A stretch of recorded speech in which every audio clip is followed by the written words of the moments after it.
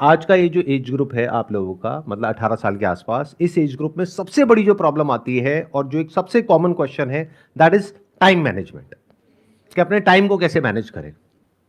तो कोई आप में से बताना चाहेगा कि ये टाइम मैनेजमेंट में प्रॉब्लम क्यों आती है? पहले ये बताओ कितनों को ये प्रॉब्लम है टाइम मैनेजमेंट की।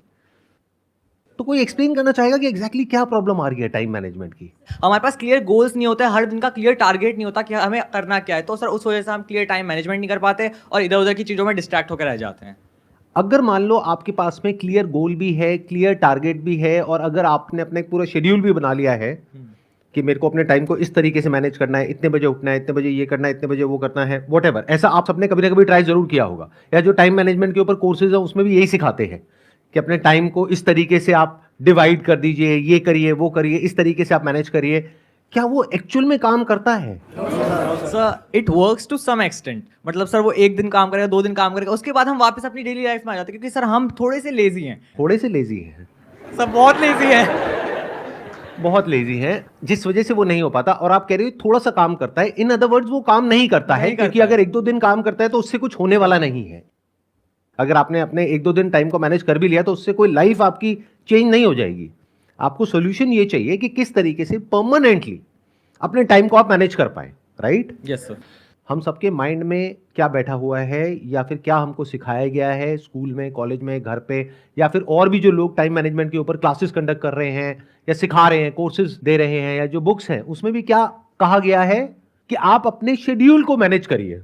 ये बिल्कुल ऐसा हो गया कि एक बीमारी है उसके सिम्टम्स को मैनेज करिए, जबकि कोई भी बीमारी है कैसे ठीक होती है? उसके सिम्टम्स को मैनेज करके या बीमारी के कॉज को मैनेज करके।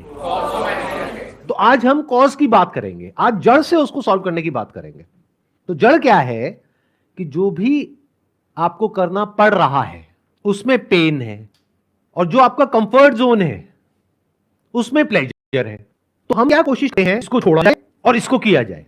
कितने लोग रिलेट कर पा रहे हैं मेरे से? सब कर पा रहे हैं। अब यहां पे फेलियर के जो चांसेस है वो बहुत ज्यादा है, ऑलमोस्ट 100% है कि आप फेल होगे, क्योंकि आप पता है क्या करने की कोशिश कर रहे हो। जैसे मान लो कोई इंसान है, उसको दारू पीने की आदत है पिछले 20-30 साल से। अब वो एकदम से किसी दिन सुबह उठे और अल्कोहल मैनेजमेंट के ऊपर कोई वीडियो देखे या किताब पढ़े और कहे बस आज से ही मैं छोड़ दूंगा।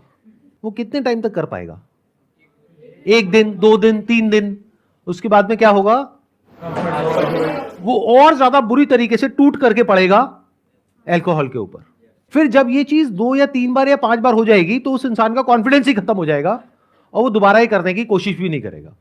ऐसा भी होता है आप लोगों के साथ में कि मतलब एक बार टाइम मैनेज करने की कोशिश करी, 2 बार करी, 4 बार करी, उसके बाद में एक ऐसी स्टेज आ गई जब अपने ऊपर से कॉन्फिडेंस ही खत्म हो गया।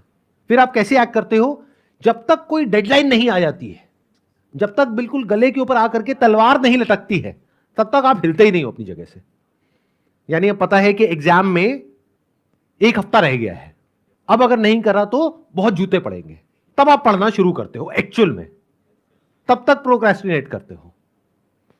ठीक कह रहा हूं, गलत कह रहा हूं? सब रिलेट कर पा रहे हैं? अब इसका सॉल्यूशन क्या है? सोचो, दिमाग लगाओ कि हम अपने टाइम को मैनेज करने की कोशिश कर रहे हैं, शेड्यूलिंग कर रहे हैं, वो सब कर रहे हैं, लेकिन फंडामेंटली जो प्रॉब्लम है वो वहीं की वहीं है। टाइम मैनेज होता कैसे है? या फिर कोई ऐसा काम जिसको करने में इंटरेस्ट नहीं है वो होता कैसे है? उसके 2 तरीके हैं। एक ये है कि मजबूरी हो तब हो जाता है। फॉर एग्जाम्पल, घर में आपके बहुत प्रॉब्लम है, मान लो फाइनेंशियल प्रॉब्लम है, खाने पीने के भी पैसे नहीं है। अब आपको कहा जाए कि तुम्हें यह काम करना है, तो वहां पे यह सवाल नहीं उठेगा कि उस काम में मजा आता है नहीं आता है, क्योंकि आपको अपने घर वालों से प्यार है तो वो करना ही पड़ेगा। बट ऐसी सिचुएशन में कितने लोग होते हैं? बहुत कम। बट अब मजे की बात क्या है कि अगर आपका फैमिली बैकग्राउंड ऐसा है कि आपको खाने पीने की टेंशन नहीं है, रहने के लिए घर मिला हुआ है, पहनने के लिए बढ़िया कपड़े मिले हुए हैं, अब क्यों काम करोगे? अब जरूरत क्या है काम करने की? प्रॉब्लम की जड़ समझ रहे हो? जैसे बाहर कुछ कंट्रीज में क्या होता है कि जैसे ही आपकी एज 18 साल हो जाती है तो आपको कहा जाता है कि अब जाओ अपना कुछ काम धंधा करो, पार्ट टाइम जॉब करो, अपना खुद का कमाओ और खाओ। हम एक पॉइंट तक तुम्हारा ध्यान रखेंगे, उसके बाद में तुम्हें इंडिपेंडेंटली अपना ध्यान रखना है। इंडिया में ऐसा होता है क्या? यहाँ क्या होता है, आप 25 साल के भी हो जाते हो तब भी आपकी मम्मी आकर के आपको कहती है बेटी खाना नहीं खाया, उल्लू मेरा बच्चा। उसको एक बच्चे की तरह ट्रीट किया जा रहा है। उसके डिसीजन में पेरेंट्स इन्वॉल्व हैं कि तुम्हें ये करना है, ये नहीं करना है, हम बैठे हैं, हम डिसाइड करेंगे कि क्या करना है क्या नहीं करना है, तो वो बच्चा बच्चा ही रह गया है। वो 25 साल का देखने में आदमी है लेकिन अंदर से बच्चा है। ऐसे बनना चाहते हो? ये सीरियस इशू है बहुत, अगर आप समझ पा रहे हो तो। आई एम नॉट श्योर कितने समझ पा रहे हैं कितने नहीं समझ पा रहे कि ये प्रॉब्लम कितनी बड़ी है। कि दो तरह के लोग हैं, एक है जिनके गले पे तलवार लटक रही है, तो उनको इस सेशन की जरूरत नहीं है, वो कुछ ना कुछ कर ही लेंगे। यानी मान लो घर में लोग प्यास से तड़प रहे हैं तो पानी का कहीं ना कहीं से जुगाड़ कर ही लेंगे। लेकिन जिनको खाने पीने की, रहने की, पहनने की, किसी चीज की कोई टेंशन नहीं है, वो अपने टाइम को कैसे मैनेज करें? क्योंकि एक्चुअल में उनकी लाइफ में कोई बहुत बड़ी प्रॉब्लम नहीं है, गले पे कोई तलवार नहीं लटक रही है, लेकिन फिर भी उनको कुछ तो करना ही है ना इंडिपेंडेंट होने के लिए।